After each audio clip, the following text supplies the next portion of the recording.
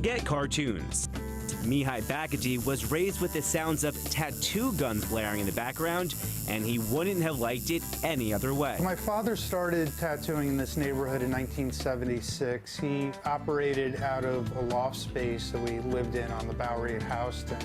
That's because it was illegal at the time. Hard to believe, given how popular tattoos are today. According to a Harris poll, 1 in 3 American adults now have a tattoo. Back then, though, Mihai's late father was one of the few underground tattoo artists in New York City. He advertised through word of mouth. First maybe 4 or 5 years, every time the phone rang, he jumped. He didn't realize at the time that it was really a health code violation, probably punishable by a ticket. In 1961, the city banned tattooing after there was an outbreak of hepatitis. Most tattoo shops moved to the suburbs, or brave artists stayed and did them discreetly. Basically, it was in storefronts that were painted over, somebody's apartment, an old garage space. Efrain Gonzalez was in his 20s when the ban was in place, deciding to photograph as much as he could. And of course, the story was that, all the firemen and the police officers knew where the tattoos were. They would just keep their mouths shut and get free tattoos. The now 66-year-old still has crates of negatives inside his Park Slope apartment.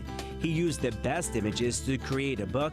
In it, you can see the crowds of people who attended underground tattoo parties, and some of them getting extensive work, from skulls and snakes to fish, even portraits on chests, hands, backs, and everywhere.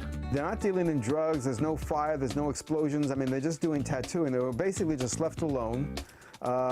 There was no real attempt by the city to crack down on illegal tattooing. Nearly 40 years later, the tides would turn. Mihai says the city realized things were getting cleaner. When we heard that they were talking about lifting the ban, we were very surprised and kind of started looking for stores.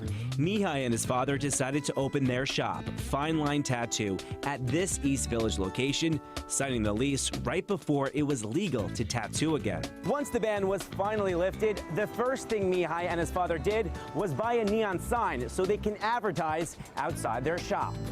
Actually publicizing they were there is something they never dreamed would happen, and working hand in hand with health departments to ensure everything was clean. My dad would say they forced us into legitimacy.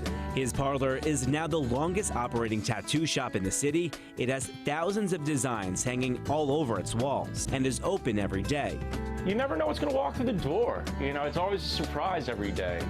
It's gained commercial acceptance to a point that none of us ever saw, possible. Acceptance they don't plan to ever lose again. John Diaz, CBSN, New York.